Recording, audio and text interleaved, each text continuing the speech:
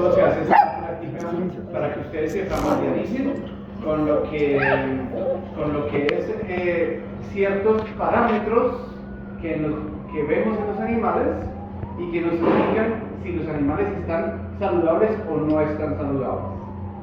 Es decir, no es el examen clínico propiamente dicho, es como una revisión previa al examen clínico que les dice a ustedes si el animal da espera o no para un examen completo. Por ejemplo, si ustedes están en un consultorio y les llega un animal inconsciente, echando baba por la boca y de pronto con dificultades respiratorias, porque está atragantado con su propia baba, pues usted no se va a poner a decir, bueno, vamos a examinarlo, tomemos la temperatura. No, entre tanto el animal se les muere. Entonces, quiere decir esto que usted tiene que valorar algo primero, ¿no? Ver si el animal realmente aguanta para un examen clínico o no. Las constantes fisiológicas, que es lo que vamos a ver en la práctica, lo que llamamos constantes. Estoy grabando ya también.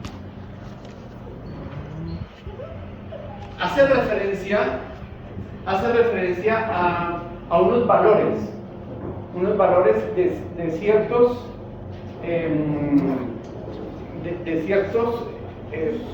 digamos, puede ser frecuencias, puede ser temperatura, puede ser estado de hidratación y otros parámetros que digamos en fisiología, y eso ya lo hablamos en la clase teórica, tienen no unos valores exactos. Eso es lo primero que hay que entender, que en fisiología y en medicina en general no podemos decir la temperatura corporal en un humano es 37 grados. No, porque no es así. Eso depende de muchos factores. Entonces, realmente lo que nosotros determinamos en una especie es lo que conocemos como un rango fisiológico. Un rango entre dos valores, uno mínimo y uno máximo. Ese es el rango. Entonces, el valor mínimo y el valor máximo. En esos dos valores se encuentra la fisiología. Mientras estemos aquí, puede ser aquí, o sea, puede ser más alto o más bajo. Tranquilícenlo. Puede ser más alto o más bajo, pero en ese rango les dice a ustedes que el animal está bien. Por encima de ese valor o por debajo del mínimo, o sea, por encima del máximo o por debajo del mínimo, estaríamos en enfermedad. Y aquí también. ¿Vale? Es decir, que aquí hablamos de salud. Esto es para todos los valores. Entonces, puede variar para cualquier valor que a ustedes se les ocurra. Por ejemplo, temperatura corporal. Entonces, el valor mínimo, como ustedes lo verán en la guía, dice así, por ejemplo, en vacas, de 37.5 a 39.5. Entonces, quiere decir que aquí es 37.5 y aquí es 39.5. En ese rango está la vaca saludable. ¿Vale? ¿Por qué a veces es más bajo y a veces es más alto? Bueno, porque varía dependiendo de muchas cosas. Primero, varía empezando por la edad. No es lo mismo un ternero que un novillo y que un animal adulto. Entonces la edad determina. Segundo, el tamaño. Animales pequeños de la misma especie, ¿no? Un bovino pequeño es un ternero, un bovino mediano y un bovino grande. Además que hay razas pequeñas y razas grandes, por eso es esa variación. Entonces decíamos edad, raza y también tamaño. Edad, raza, tamaño. Son, digamos, factores que más o menos van como relacionados unos con los otros, ¿no? Hay razas grandes de perros y razas pequeñas de perros, por eso, inclusive ustedes en los libros encontrarán valores para razas pequeñas, valores para razas medianas, valores para razas grandes de perros, porque no es lo mismo un chihuahua que pesa 1 kilo que un gran danés que pesa 70 kilos, ¿vale? Entonces los parámetros serán diferentes, a pesar de ser la misma especie. Entonces ese es el rango entre lo mínimo y lo máximo. Pero también hay variaciones, por ejemplo, del propio animal. Hoy un animal puede estar en un rango bajito y mañana estar en un rango alto. Dentro de un solo animal. ¿Por qué varía? Porque depende si el animal, por ejemplo, está recién comido, se incrementa el metabolismo, entonces aumenta su temperatura, entonces se incrementa. O estuvo haciendo ejercicio o trabajando, en un caballo lo ponen a trabajar y después, así haya pasado 2 horas, todavía el metabolismo se ha incrementado, entonces puede tener un parámetro un poco más alto. O cómo está el clima, un clima frío, un clima soleado, la madrugada, entonces esas variaciones externas influyen sobre los parámetros internos de los animales, entonces pueden variar estos parámetros. Bien, entonces esos parámetros van a variar también dependiendo de esas circunstancias ambientales. Pero la gestación es otro. Por ejemplo, no es lo mismo una vaca vacía que una vaca que está gestante a punto de parir. El metabolismo de la vaca a punto de parir es mayor. Una vaca en producción de leche, por ejemplo, tendrá un metabolismo más alto que una vaca que no está en producción. Lo mismo para las aves, ¿vale? Unas aves en postura no serán lo mismo que unas aves que todavía no están en postura o que ya pasó su etapa de postura. Entonces, esos son, digamos, circunstancias en las que se altera este rango normal, pero siempre estará dentro del rango. Ahora, ¿quién determinó que el rango mínimo y el rango máximo es tal? Pues muchos estudios. O sea, de hecho en la misma guía ustedes encontrarán que aquí dice unos valores y después encuentran otra tabla como esta, que está aquí en colores, en dibujitos y tal, y encuentran que ahí dice otros valores. Entonces varía. Dicen, pero ¿a quién le creemos? ¿Al que está primero o al que está después? Pues es que eso depende, porque de pronto la primera guía, el primer valor es de un libro, de un autor, y el segundo valor es de otro autor. Entonces, por ejemplo, el primer valor o los primeros valores es de un estudio que hicieron en Estados Unidos, por ejemplo, y el otro valor es de un estudio que hicieron, por ejemplo, en Europa, ¿vale? Entonces, ¿por qué? Bueno, porque las circunstancias de Estados Unidos quizás son diferentes a las de Europa, en cuanto a clima, en cuanto a manejo de los animales, en cuanto a nutrición de los animales, y sobre todo en cuanto a genética de los animales, ¿vale? Entonces nosotros aquí en Colombia, ¿a quién le creemos? ¿A los gringos o a los europeos? Pues lo ideal sería que tuviéramos nuestros propios valores. Entonces hay quienes se han dedicado a eso. Hay estudios, por ejemplo, del ICA, del Ministerio de Agricultura, en fin, y tesis de las universidades donde se han hecho este tipo de cosas. Yo le pregunto a lo que Carlos dice en el cuadro, dice que las mordidas, por ejemplo, del gato, o sea, es un máximo de 226, ¿no? Pero en el cuadro, en el otro, dice que es un máximo de 140, o sea, ¿por qué tanta diferencia? Por eso, por lo que estoy diciendo. Ahora, Pero son como... sí, a veces pueden ser datos bastante diferentes. Y depende de los estudios. Por ejemplo, si lo hicieron con gatos de una raza determinada, por ejemplo, un gato, no sé, siamés, por ejemplo. Cogieron a 50 gatos siameses, le midieron durante 3 meses la temperatura a diferentes horas del día, y claro, sacan un promedio y sacan la temperatura. Y resulta que otro estudio, vamos a coger un gato, no sé,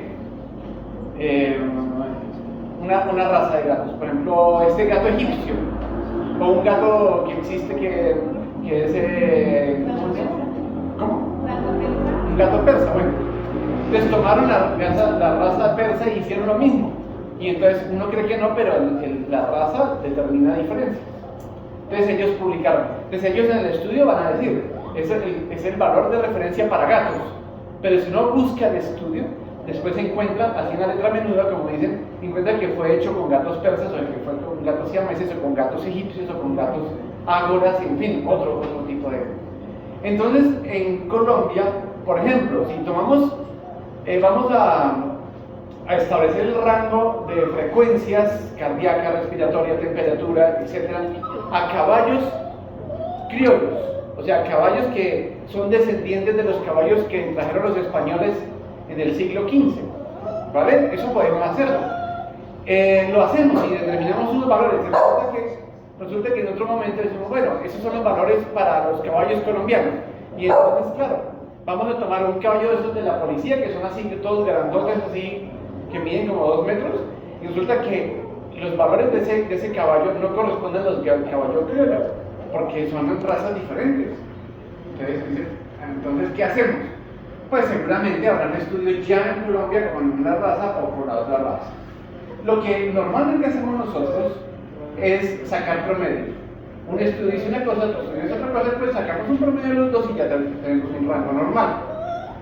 Otra cosa, por ejemplo, si algún día ustedes van a trabajar, por ejemplo, en una ganadería en la que van a trabajar, por ejemplo, con vacas cebú, determinada, por ejemplo, una Brahman, por decir algo, allí en Tumaco, por ejemplo.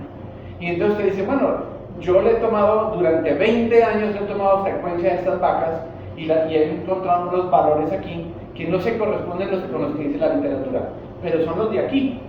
Y me sirven para esta raza, para estas condiciones ambientales, y los he tomado por 20 años.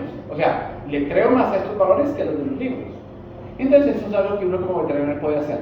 O sea, le vamos tomando, en la medida en que pasa el tiempo, pues ya tenemos bastantes datos, y la estadística nos dice que esos son los valores de referencia para acá, ¿vale? Para nuestra región.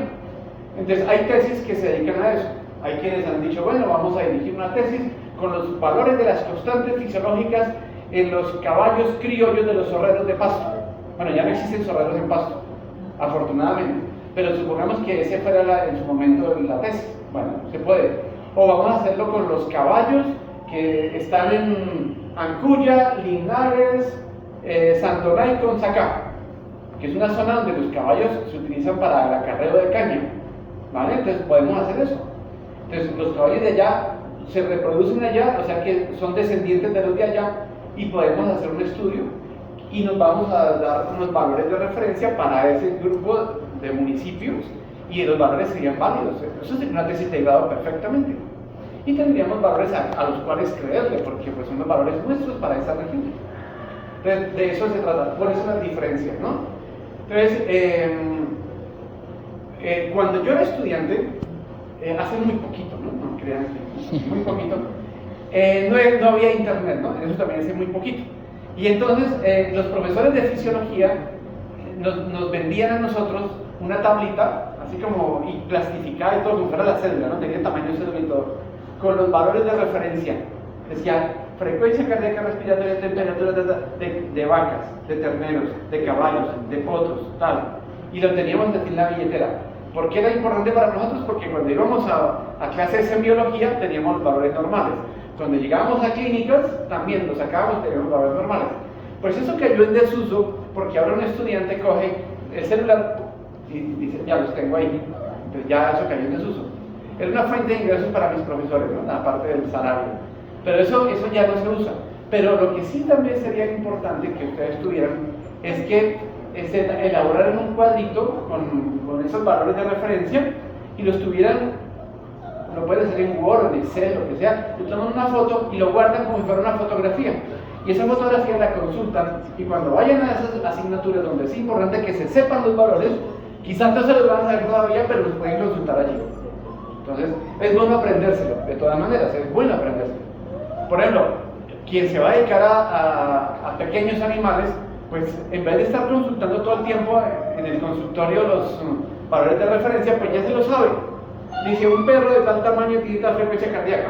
No hay demás, ya lo sé, porque me lo he aprendido. Entonces es bueno que se vayan aprendiendo esos valores, de todas maneras. Pero no está de más tenerlo como una fotografía guardada en su celular. Bien, ahora, estos valores hay mínimo y máximo y son los de salud. Pero hay también circunstancias en que exceden por lo alto o por lo bajo sin que sea enfermedad. O sea, también es normal, pero se amplía este rango un poquito. ¿Cuándo ocurre eso? Pues, sobre todo, circunstancias en las que un animal, por ejemplo, si me traen el perro al consultorio, lo pongo encima de la mesa y el perro empieza a temblar y todo, nerviosísimo y todo, le tomo la temperatura y está por las nubes. Y entonces uno dice, uy, tiene fiebre el perro. Y resulta que no, que 20 minutos después el perro ya está calmado, le vuelvo y le tomo la temperatura y ya está normal. Y entonces aquí se excede sin que eso sea enfermedad. Eso es a lo que me refiero, ¿vale? Entonces, ¿cómo sé qué es lo normal y qué es enfermedad? Pues tomándole esa temperatura varias veces, o considerando las circunstancias. Por ejemplo, si yo voy a una finca Me dice, no, ese es el caballito que está enfermo, hoy está como deprimido. Entonces voy y lo miro, la temperatura está también por las nubes, y digo, uy, definitivamente ese animal tiene fiebre.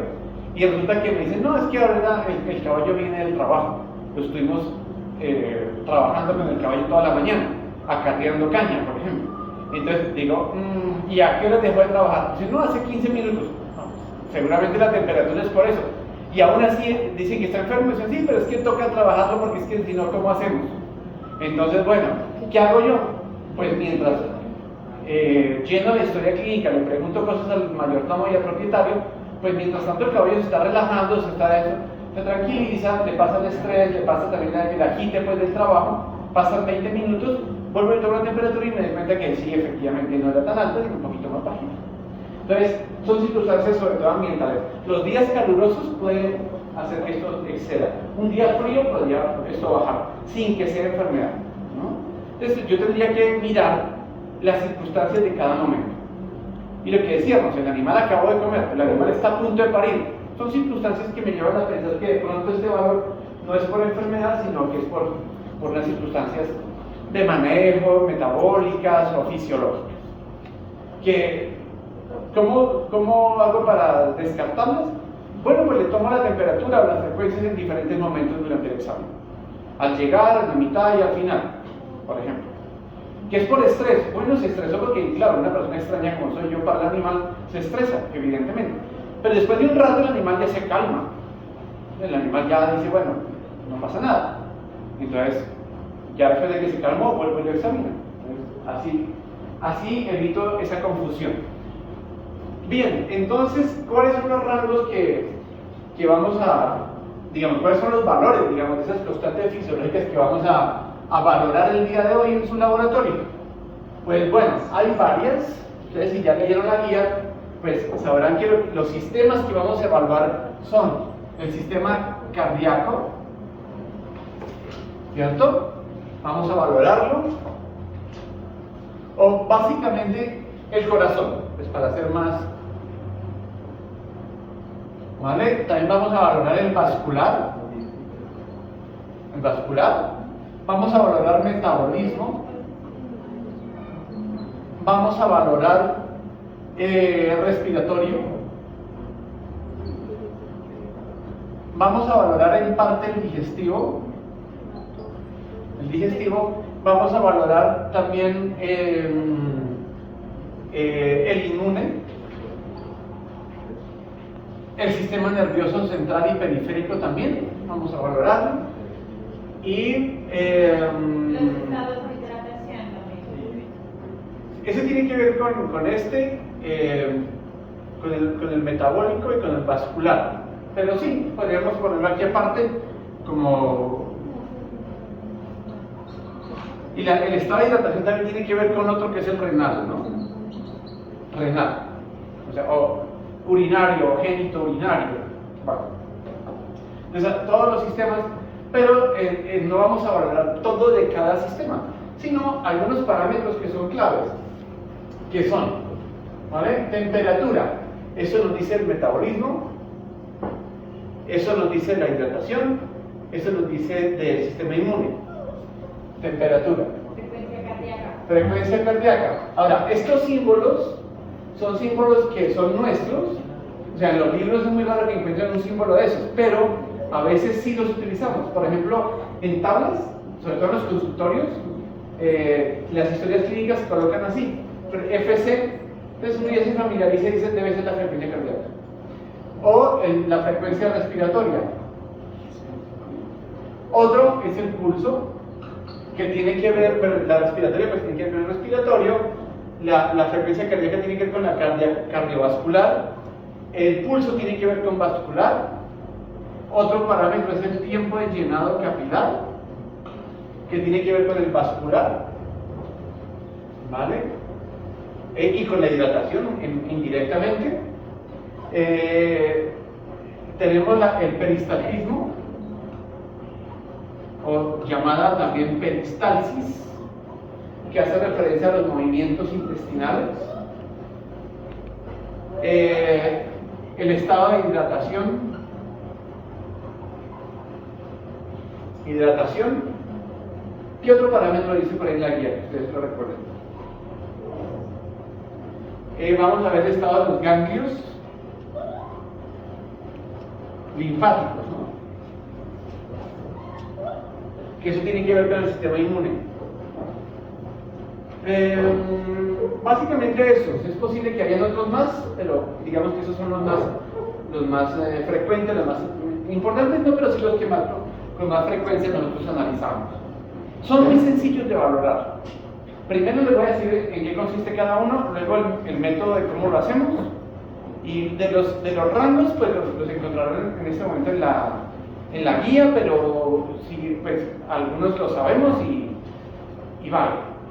Hay una circunstancia que antes de pasar a cosas más específicas que tiene que ver con el metabolismo, pero creo que ya lo habíamos dicho en clase teórica, ¿no?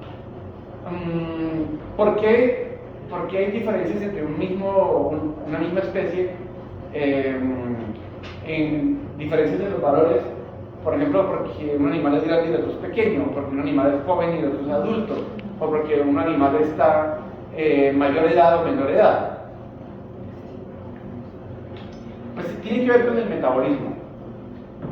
Y es lo siguiente, a ver, el metabolismo, es decir, cuando una célula, que estamos todos conformados por células, cuando cada célula toma del ambiente, que es el líquido extracelular, o sea, de ese medio interno, toma, por ejemplo, la glucosa y la mete, gasta energía, ¿vale? No la mete gratis, se gasta energía para meter la glucosa a la célula. Pero una vez que está dentro de esa glucosa, empieza a digerirla. En el citoplasma es una parte, y luego la mete a la mitocondria y en la mitocondria hace el resto. Una parte se hace en la matriz mitocondrial y otra se hace en el espacio intermembrana, porque allí se encuentran unas enzimas que lo hacen. Entonces, en el citoplasma es hasta ácido pirúvico, o sea, de glucosa a ácido pirúvico. Ahí se gastan y se producen unos ATPs. Luego, ciertos componentes como el NADH, por ejemplo, que es una molécula energética, entran a la mitocondria. Bueno, entra indirectamente, después lo veremos en detalle, pero entra indirectamente a la mitocondria. Y en la matriz mitocondrial ocurre el ciclo de Krebs, ¿vale? El ciclo de Krebs produce otros NADH, unos FADH, y también produce ATP. Bueno, produce además CO2 y otras moléculas. Pero nos quedan esos NADH, FADH, que van a sufrir otro proceso de degradación, que es la fosforilación oxidativa. En presencia de oxígeno, unas enzimas van a romper todavía más. Es el complejo este de los citocromos, que van a hacer un transporte de electrones para que al final se sinteticen más moléculas de ATP, ¿vale? Y se producen en general ATP primero, se produce también CO2, se produce agua y se consume oxígeno y se consume pues básicamente glucosa, ¿vale? Eso es lo que nosotros llamamos metabolismo, es metabolismo. Entonces en ese metabolismo de las células, la degradación de la glucosa para producir ATP no es importante eso, no es eficiente 100%. De hecho, ninguna reacción química en el universo conocido hoy en día nos demuestra que una reacción química sea eficiente al 100%. No existe. Eso es una utopía. Entonces, lo que buscamos es la máxima eficiencia, no la 100% porque no existe, pero lo máximo. ¿A cuánto llega la eficiencia de las células después de millones de años de evolución? Más o menos al 60%. Más o menos. De hecho, a veces es menos de 60, o sea, 55, 58, ¿vale? Pero lo máximo que se ha logrado es eficiente después de millones de años de evolución es un 60%. ¿Qué pasa con el otro 40%? Pues el otro 40% se disipa en forma de calor. Se pierde, mejor dicho. Entonces, ¿qué es lo que hemos hecho? Pues los organismos pluricelulares como nosotros y los animales, ¿qué hemos hecho en millones de años? Utilizar ese calor para otras cosas, por ejemplo, para crear un medio interno que sea más o menos constante la temperatura y en el cual nuestras enzimas, que han evolucionado también a esa temperatura, pueden funcionar lo más óptimamente posible. Es decir, las enzimas, que son las que realizan la fisiología, funcionan óptimamente a una temperatura más o menos de 37 grados. Así que ese calor que se disipa es útil para mantener ese sistema funcionando bien. Entonces, en parte hemos logrado como utilizar algo ese calor que se está disipando. Pero entonces eso crea un problema, y es que el calor se disipa. Si un organismo está en el medio ambiente, como estamos todos, pues el calor se disipa hacia el exterior. Y el exterior tendrá una diferencia de temperatura con nosotros, y como nosotros estamos conformados por químicos, o sea, nuestras propias moléculas, pues el calor se disipa hacia el ambiente y nosotros nos enfriamos. Es decir, ¿dónde ocurre eso? A través de la piel. ¿Qué quiere decir eso? Que entre más piel tenga un animal o un humano, más calor va a perder, ¿vale? Entonces uno dice, bueno, pero pues un animalito chiquito pues tiene poquita piel porque es chiquito, y un animal grande pues tiene harta piel porque es grande, así que más calor va a perder el grande. Pues resulta que no, que es lo contrario. Y entonces yo ponía un ejemplo que lo encontré alguna vez en un libro de biofísica que me pareció un buen ejemplo, y es el siguiente. Las células ocupan un volumen, o sea, no son en dos dimensiones, sino en 3 dimensiones, un volumen. Ese volumen produce un calor, y ese calor se disipa hacia las 3 dimensiones, ¿vale? Ahora, la piel, como tal, no tiene 3 dimensiones, la piel es plana, cubre, pero es plana, o sea que no tiene un volumen, tienes un área. Entonces, las células están unidas, pero solamente tienen piel alrededor de los bordes, o sea, en el centro no. Así que aquí no se va a perder calor, se pierde en los bordes. Dicho de otra manera, entre más células tenga, hay menos piel relativa, porque pues, es el ejemplo que yo les decía. ¿Quién tiene más piel? ¿Por dónde perder calor? ¿1000 kilos de elefantes o 1000 kilos de ratones? Ese es el ejemplo. Entonces uno dice, bueno, 1000 kilos de elefantes es un solo elefante, que pesa 1000 kilos. Y 1000 kilos de ratones, considerando que un ratón pesa más o menos 80 gramos, un ratón grande, ¿no? Pesa 80 gramos, entonces ¿cuánta piel tiene un ratón? Cantidades. Si ustedes cogen cada ratoncito, le sacan la piel, lo sacrifican, le sacan el pedacito de piel, lo colocan así, lo pegan al siguiente, hacen un tapiz, ¿cuántos metros creen que van a tener de piel de ratón? Miles de metros, o sea, mucho más piel. Estamos hablando de, en términos comparados con el elefante, muchísima más piel que el elefante. Entonces, 1000 kilos de ratones tienen mucha más piel por donde perder calor que 1000 kilos de elefante, ¿vale? O sea que quiere decir que un animal chiquito, un solo animal, un ratoncito, en comparación con el número de células que tiene allá adentro, tiene mucha más área de piel para perder calor que un animal grande. El animal grande tiene mucha menos área de piel para perder ese calor, ¿vale? No sé si me entendieron el concepto. O sea, llevándolo un ejemplo. Ajá. Si estamos hablando de un perro de raza Shar-Pei, pues que ellos tienen pliegues de piel, ¿no? Entonces eso quiere decir que un perrito, y eso es desde que ellos son bebés, ¿no? Sí, son bebés. Pero entonces eso quiere decir que ellos permanecen, o sea que ellos tienen una pérdida de calor constante también. Mayor que un perro que tenga menos piel. ¿Y eso puede a ellos generarles alguna patología? No, bueno, ellos tienen, los Shar-Pei tienen un problema de piel tremendo y que hace que sufran muchos problemas de piel. Sufren mucho de la piel. Pero eso es una raza que es así, pero la hemos seleccionado nosotros. O sea, nosotros creamos esa raza, porque nos pareció bonito verlo así todo arrugadito. Pero tienen muchos problemas de piel, ¿vale? Pero el metabolismo no es uno de esos problemas. Tiene otros problemas más serios, realmente. Ahora les explicaré eso. Ahora, ya para redondear la idea, si un animal pequeño, en comparación con su peso, tiene más área de piel, significa que va a perder calor, mucho más, o sea, va a tener más pérdida de calor que un animal grande. Entonces debe compensar esa pérdida de calor para poder seguir vivo. ¿Y cómo la compensa? Aumentando el metabolismo. Así que un animal, entre más pequeño sea, va a tener más alto metabolismo para poder compensar la pérdida de calor. Entonces uno lo ve. Por ejemplo, veamos las constantes fisiológicas de un animal grande. ¿Cuánto es la frecuencia cardíaca de una vaca? Búsquenla por ahí. Frecuencia cardíaca de una vaca. No temperatura, frecuencia cardíaca. De 70 a 80. Exacto. ¿Cuánto pesa una vaca? ¿No? 70, 80. Eso es la frecuencia cardíaca. O sea, esos son latidos por minuto. Una vaca por ahí 350 kilos más o menos. ¿Vale? Bueno, un perro. Bueno, una oveja es un poco más grande que un perro. Una oveja o cabra. Una cabra está de 75 a 85. Y la oveja también de 75 a 85. Bueno, ahora sí, un perro. Un perro de 90 a 100. 90 a 100 de frecuencia cardíaca. Sí.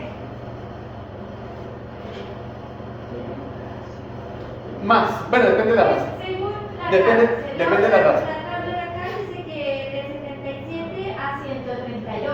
Depende de la raza. Ese rango es más cierto, pero depende de la raza. Pongámosle 100, ¿qué? 140. ¿Y aquí cuánto decía? 77. En el primero decía 90. Y en el segundo dice que este es de 77. Sí. Un perro muy grande, por ahí 70. Un gran danés, por ejemplo. Bueno, esos perros son los más grandes que hay. Entonces, 70. Ahora, no sé si hay otras especies, por ejemplo, un ratón o un hámster, un animalito de esos. O si hay un loro o una gallina. Una gallina, a De ver. 30 a 165. ¿De 30? Ajá. ¿100 qué? A 165. Bueno, frecuencia cardíaca también. Esta es la gallina. Y un cuy de 230 a 380. 230 a 380. exacto. Ahora, yo he examinado loros, ¿no? Y un loro más o menos de 250 gramos, por ahí 500. Hay estudios que le han contado la frecuencia cardíaca a un colibrí y es como 2000 por minuto. O sea, es una velocidad increíble. Como zumbidos. Sí, pero imagínate el corazoncito. Así. El corazoncito. Eso es un indicio del metabolismo. Fíjense que entre más grande el animal, el valor es más pequeño. Y entre más chiquito, el valor es más grande. Eso es un indicio del metabolismo. Es decir, que entre más chiquito el animal, el metabolismo es mayor. ¿Para qué? Para compensar la pérdida de calor a través de la piel. Es básicamente eso. Ahora, si uno le toma la temperatura de un animal de estos, ¿cuánto es la temperatura de un hámster, por ejemplo? Por ahí debe estar, pero es 39,5, 40, por ahí. En cambio, una vaca puede ser entre 37, 38, adulta, ¿no? Entonces, Pues de una gallina está de 40.5 a 43.5. no, lo que pasa es que las gallinas... La tabla es como el más alto. No, pero es que las aves tienen una particularidad. Las aves doblan el metabolismo a los mamíferos, en general, ¿vale?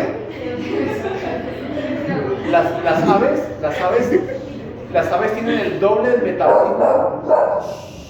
Porque un conejo está de 38.5 a 39.5. Exacto, fíjense que un conejo de 39.5 es bastante alto. 39.5. Esa es la temperatura de un cachorro pequeñito, pero cachorrito de un perro. Entonces, bueno, el concepto es este, ¿vale? Los parámetros se dan, las constantes fisiológicas, de acuerdo al metabolismo. Y el metabolismo es una respuesta a la pérdida de calor, ¿vale? Eso es lo que quería comentar. Bien, entonces, ya con esa salvedad, o sea, teniendo en cuenta esas variaciones por metabolismo, entonces vamos a hablar de cada una de esas rápidamente para hacer la práctica. De la temperatura.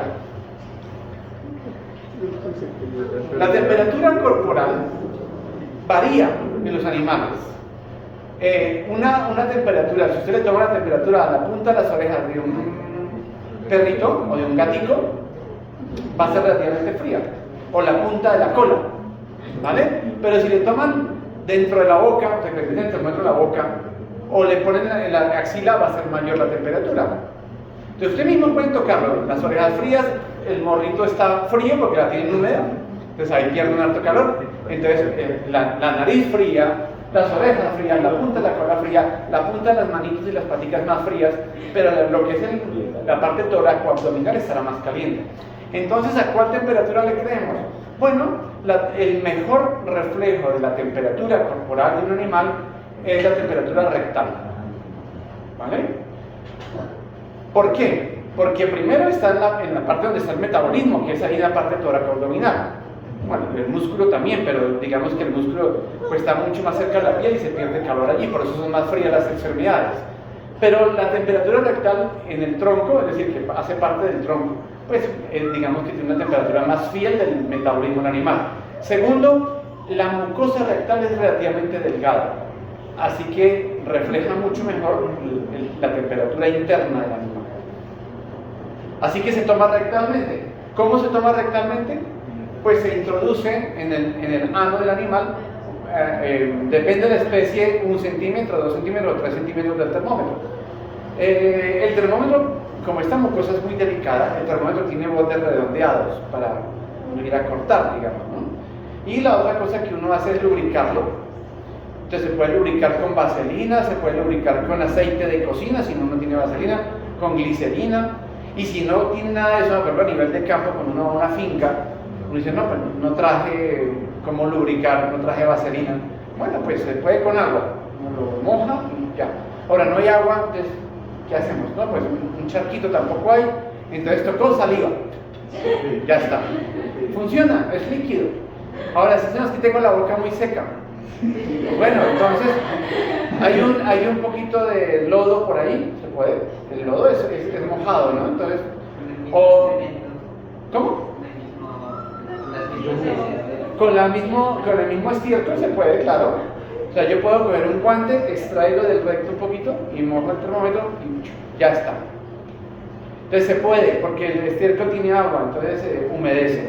Y no pasa nada, ¿no? Igual es el recto y ahí lo que uno meta ahí va a salir con la materia fecal, así que no crean que van a meter una infección allí si lo hacen con el lodo, no pasa nada.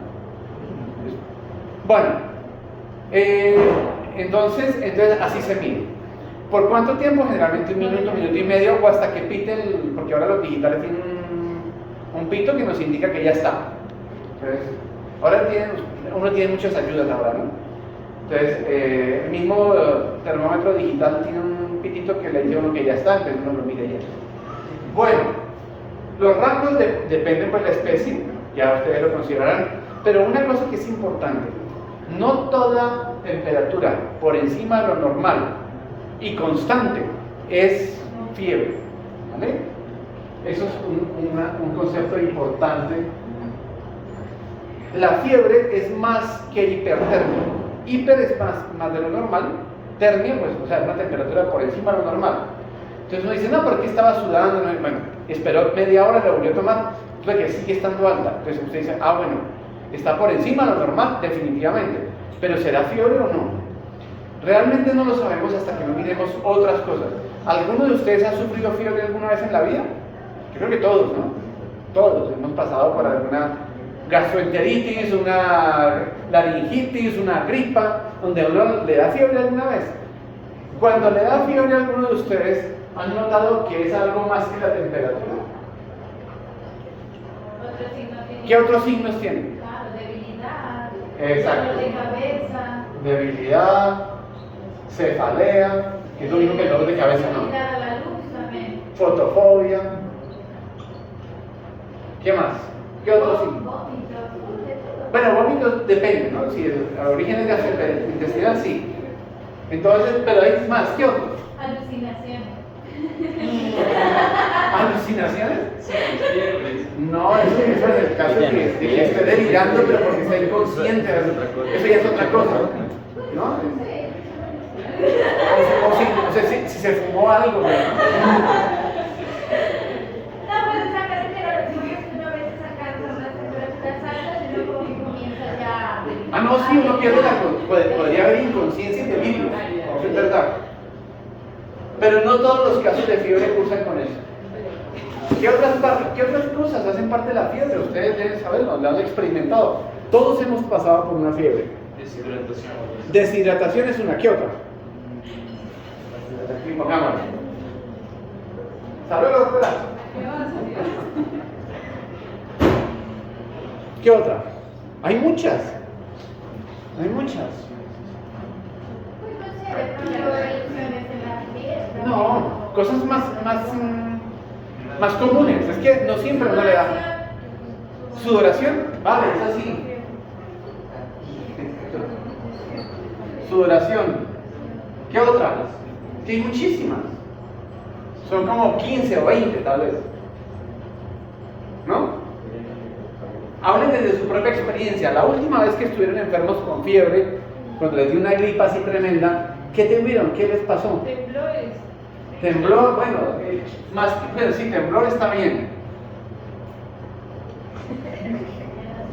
Temblores. ¿Qué otra?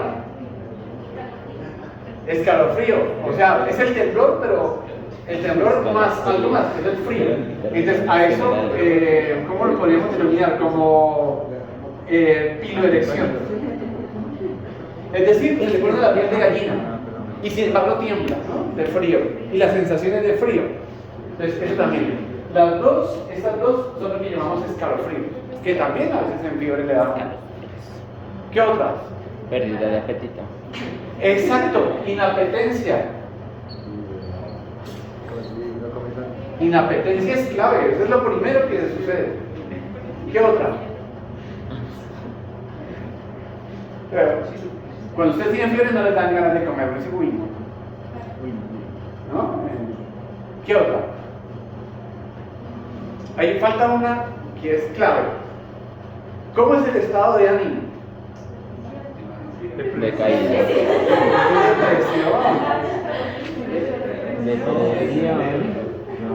Depresión, se deprime uno se aísla, uno no quiere ver a nadie, no, que los amigos vienen a invitarlo a una parranda, no. No, entonces uno se aísla, uno se deprime, uno no habla, no charla, nada, hasta uno ahí, sí, está uno ahí quieto y bueno, y aquí falta uno que es el de debilidad. Ya está. Así